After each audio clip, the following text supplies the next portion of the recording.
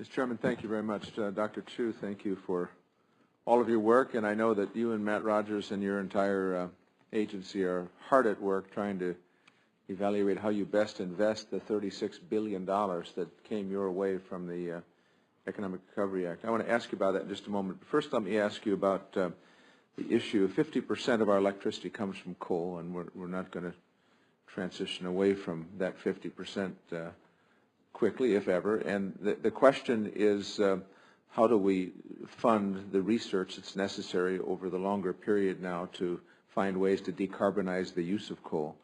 There's a lot of estimates about what that will cost. I'm pretty convinced that we can do that and actually find ways to use carbon. I mean, you can create fuel from carbon and find beneficial uses of carbon. But there are suggestions about direct appropriations, loan guarantees, tax credits, wires charges. What's your assessment of how we accumulate the funding and how much funding is necessary in the next 10 and 20, 25 years to be able to effectively be able to use the most abundant resource and decarbonize its use? Well, I think all those things are necessary.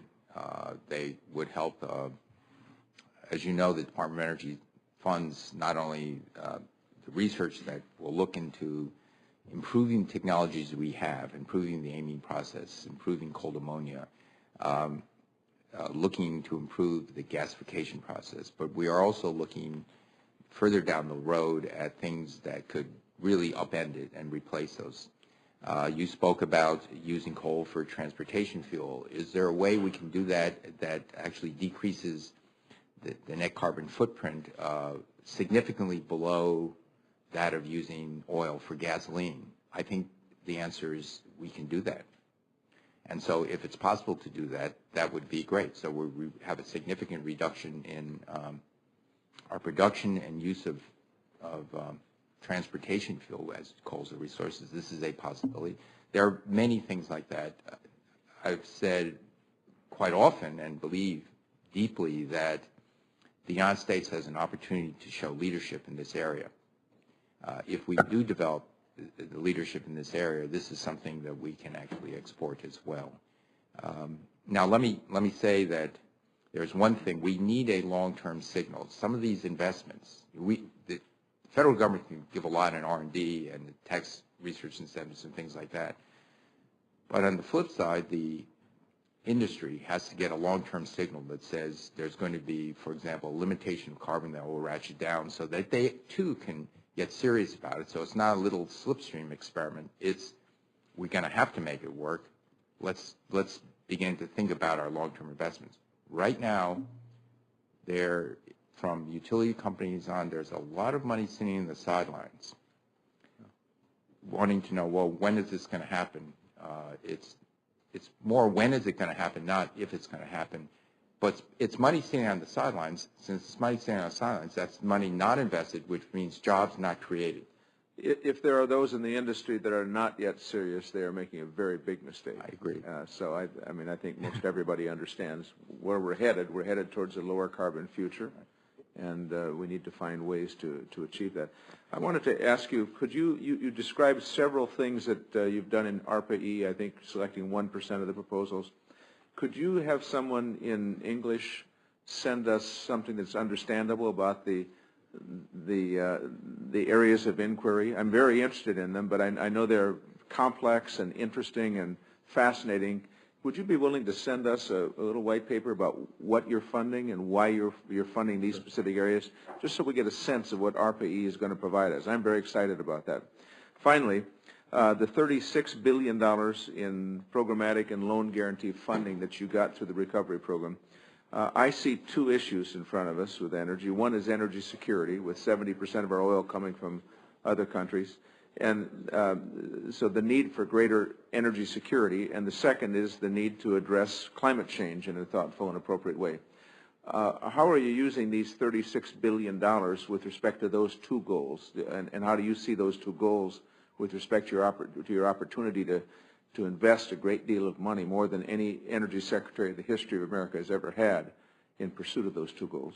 Well, in terms of energy security, we are looking, as I said, at this multi-pronged attack at driving the efficiency up in the automobile sector, which will also help the automobile industry take a leadership role in the most efficient, highest technology vehicles in the world.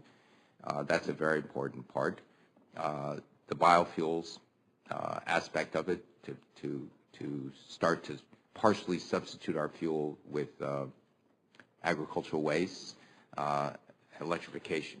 I think the other thing that we're also trying to do is, as you know, we have a large loan guarantee program. Because of the still frozen credits, this is a big stimulus in order to get some of the things that will help the United States take a leadership position in this new energy economy. And we are aggressively standing up that program.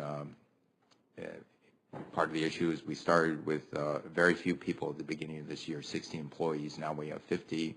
We went from 0 loans to, if you include the automobile manufacturing loans and the others, 9 conditional loans, and we've got a few dozen more in the pipeline. So we are, and we just hired a person this last fall, John Silver, a very good person. We're looking hard at streamlining all those processes. So we constantly talk about this opportunity and this not only opportunity but this responsibility.